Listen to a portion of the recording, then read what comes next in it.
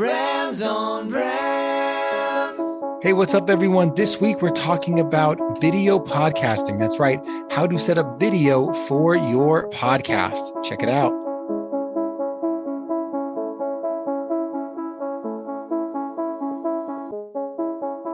In a world where content is king and your reputation is your brand, how do you build a brand that matters? Welcome to Brands on Brands, a home for those that think different and push their boundaries. This is where branding that matters lives. Now, here is your host, Brandon Burkmeyer. Hey, what's up, everyone? Welcome to Brands on Brands. I'm Brandon Burkmeyer, your personal branding coach, and I believe that building a brand that matters today is the only way to thrive tomorrow. Today, we're talking about video podcasting. This is part 2 of 3, specifically how to actually set up video podcasting, the things you need for beginners to convert it from a podcast to an actual video podcast, the setup. We'll go through that today. If you're looking for my answers to why you should even be doing this, that's in part 1, why you should have a video podcast. All the rationale and reasons are there for you, hopefully to motivate you to get started. And I hope with today's lesson, how to get set up, you realize how easy it can be for every podcaster to be recording their show, maybe not to become a YouTuber tomorrow, but at least to have the assets for you there to use in the future for when you are ready. And there's no better time like the present to start. So let's jump into it. Brands on Brands. All right, video podcasting. I'm excited to go through the setup for you. It's really 3 easy components for you guys today. We're going to be talking about the camera setup, the lighting, and your environment. Those are the 3 sections we'll be going through today. So let's start with the camera. Obviously, if you want a video podcast, you're going to have some kind of camera setup. For most of you beginning, you're going to have a 1 camera setup. That's going to be the camera right in front of you, recording you as you are speaking into the microphone, looking right at your face with the background behind you. Some of you might be bold enough to set up a 2nd camera, which can be off to the side, and that can give you a different angle so that your editors can have multiple angles to choose from to keep your show interesting. Now, the camera you have in front of you, hopefully you can set it up a little further back than I have here today. Today, I'm working not in the best environment. We are moving soon into a new house. And so I am in our little office in the bedroom. And, I have the light behind me, which is not ideal. Usually it's off to the side. I have nothing behind me that's interesting. And I can't set up a 2nd camera. The camera in front of me is too close, but we're going to get it done, right? If you're a podcaster, the job is just get it done, create the content, and keep moving forward. So that's what we're doing today. But if you want to set up a 2nd camera, you can do that. Give yourself a different angle. And if you set up your first camera to be in front of you and further back, you also give the editors opportunities to shoot forward and backwards and zoom in, zoom out. Again, creating opportunity for more visually interesting content. Okay. So the cameras that we're talking about here, they don't have to be fancy. I know a lot of people have DSLRs and things they set up. That's for advanced, right? For you to get started, really, I want you to buy a simple webcam that you can put on top of your computer or on a tripod just behind your screen somewhere. Now, that webcam, there's lots of brands out there. One that's very common and reliable is Logitech. I have the C922, I believe it is, from Logitech. They have newer versions of it with all different features, but as long as it's HD 1080p, Logitech webcam, and it can USB plug into your computer, you're good to go. Why is that? Well, it's simple. It's easy.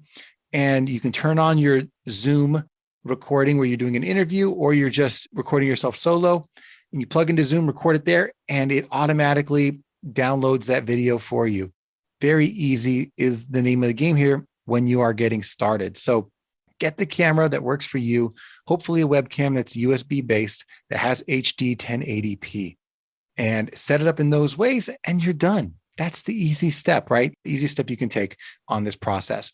You can buy those on Amazon. They're, I think, in the $100 range, maybe less, maybe more, but not a large investment for what you're going to get out of it. Now you have a new asset that you can use over and over and over again to create yes, YouTube videos, but also social media clips that are way more engaging than audiograms and those graphical things that you are doing already. You can take actual video footage, clip it, and drive traffic to your content, right? Use the assets you have in front of you and available. You're creating the content anyway. Why not just turn the camera on, push the button, and have it capturing that as well? Now, I will say this. I understand that there is difficulty when you turn a camera on and you're trying to think of what you're going to say in your podcast. It is difficult to sit there and look at the camera while you're trying to think of the things you are saying for your episode. That takes practice. And especially if you are the type that has notes in front of you and you're following a flow and you need to have your intro and all these things written out, it's going to be more difficult. And it's not that interesting to watch someone looking down while they're being recorded, right? But if that's what it takes to get started doing that. What I would recommend then after that is when you get more comfortable, come up with just 3 topics, 3 points you're going to make in your speech, in your discussion, have those in front of you or memorized, and just have them on your wall as a Post-it. And that way you'll always know what your next section is going to be about, and it'll keep you grounded. And honestly, if this is stuff that you're talking about that you know, that you have knowledge of, it should be flowing from you anyway. And that content is going to come out better. If it's something you have to research and read, it's not going to flow the way you want it to. But I know a lot of people they have to script their shows. Okay, well then the video part might be a little harder. You might need a teleprompter of some sort. They sell those too. But my point is, whatever it takes to get you to push the button and record video, take that step. It's going to help you long term. Even if right now you have a bad looking background like I do, and you have to mess with the lighting, do what you got to do to get started, and then you'll make incremental improvements as you go forward. All right, step number 2, your lighting. Right now, all you need is, if you don't have the money, just make sure you're in a room where the light is off to your side or in front of you in the room, like a nice window, right? That is, for a lot of people, enough. But for most of us, we're going to have to adjust to the room we're in. And for like no money at all, for $20 or less, you can get a little stand-up light you can put off to the side, an LED light that'll just light you from the front so that your face isn't all blacked out. Right now in my room, I have a full window behind me with sheer curtains. It's really bright. And without a light, my face would be totally blacked out and dark and shadowed. And now, since I have a little light in front of me that's no bigger than like 6 inches by 4 inches on a little tripod off to the side here, it lights me up from the front and you can see my face, and that's enough for the camera, right? That lighting is the difference. The camera itself, yes, the higher quality camera you get, the better the image might be. But what people don't realize is a simple webcam can create very crisp footage, especially if it's 1080p. But the difference between good looking video and bad looking video most of the time is the lighting, not the camera, especially if you hit that minimum requirement. So if you get that lighting, suddenly you're going to be lit better. You'll have a crisper video, which is what you're thinking of when you think of high quality. It's not pixelated. It's crisp. There's some contrast there. You stand out. You're vibrant, all driven by lighting. Now, that first little light you have is helpful. A lot of people get ring lights. That's what I started with as well. I usually like having, again, off to the side, a big ring light. You can go 10 inches, but if you can go bigger than that, I've heard larger than your face is better. Call it 12 or 14 inches. That's great. Again, they're not very expensive. You have them set up off to the kind of an angle, like a 45-degree angle off in front of you, so that it's not being reflected in the camera. And you set it off right there and you get the lighting you're looking for your face, right?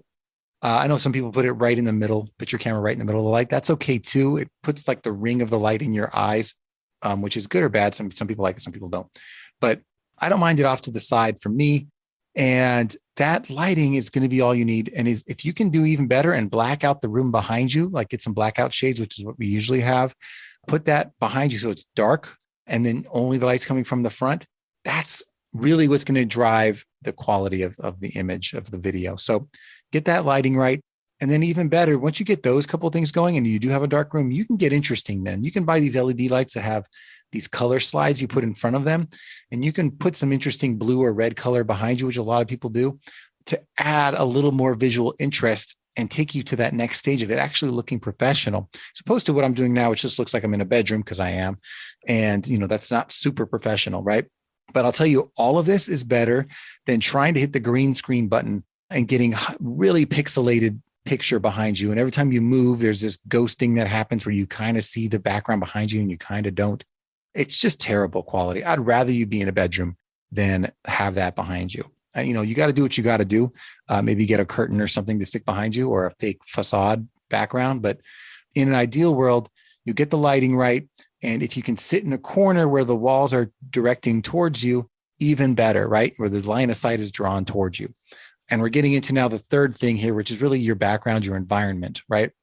What I would love is if you can set something up where you go every day, you sit down and you don't have to do anything except turn things on. Everything's where they're supposed to be every time so that you are excited and confident about creating content when you are ready. I don't want you to have to set everything up again, take it out of the closet, put it where it needs to be, because that's going to slow you down, number one. But number two, it's going to half the time keep you from even wanting to create that content or turn those cameras on because of the hassle. So if you can find somewhere where you can stay still, have a setup that doesn't move, that's going to be your best bet, no matter where it is. So pick a room, pick a place that is yours that you can own, and you can then start adjusting things. You can figure out, well, what can I put behind me that looks better? What can I do for the lighting to darken it or to get the lights in the right places? What can I do to put the microphones in the right place so you can still see my face? All of these decisions you can make because now you have a stationary environment that you have to work with, right? Even in this move I'm going through, I knew that I was going to have to work with this situation. So I have my microphone here. I have a little sound blocker off to the side, have the light in front of me. It's good enough, right? It's getting the job done. So as long as you have something like that to work with, you're going to be good to go. The other thing about your environment is, controlling that light is going to be key. Obviously, that's number one, but also controlling the sound. Find a place where you don't have to do too much sound control. In other words, where you don't have the dogs barking next door, where you don't have a lawnmower turning on half the time or a weird ticking sound, whatever the things are that are in your environment, the air conditioner turning on, whatever it is. Try to control your environment so that your sound is mostly fine. And as long as you have a dynamic microphone like the one I'm using right now, which is the ATR 2100, your sound should be fine just the 4 inches in front of you. I don't have to do soundproofing. I just have to use the right microphone. And that is going to continue. Like your video quality is what we're talking about today, but having that environment behind you is going to help the video as well. So, you want all this to work together. And your background, your environment is the way to go. And again, if you're in a room, you just can't fix what's behind you, then you can invest in getting a screen that you set up behind you that is, going to at least create a flat surface that is more interesting to look at than a bedroom, right? I've invested in those when I've needed them. This time around, since this is a temporary situation, I'm not worried about it so much. But, invest in those little things, and then you'll get more and more confident about recording that video and getting the quality footage you're looking for. So that's what I got for you today. And again, if you can set up your environment in a way that actually brings out your personality, that's a bonus, right? That's a bonus tip. I would love you to have some character going on behind you, where you have some shelves or you have something on your wall that really, it's not too cluttered, but it's enough that it adds interest and brings out the kind of character that is your personality in the background. If you can take care of something like that, I think you're going to be more and more proud of the video you're shooting. And as you get more comfortable doing it, you are going to be more apt or prone to want to put your video out there and get it edited. And we'll talk about that in the next episode.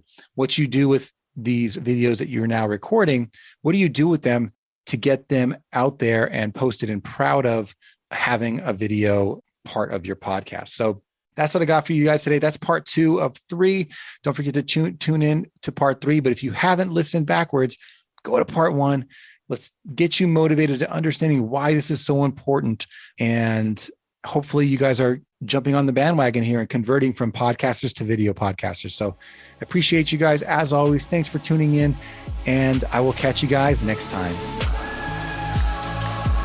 You've just taken your marketing knowledge to another level with this episode of Brands on Brands. But we have plenty more ways to help you build a brand that matters. Head over to brandsonbrands.com for resources, as well as access to our blogs, videos, and exclusive coaching sessions with your host. Be sure to visit brandsonbrands.com.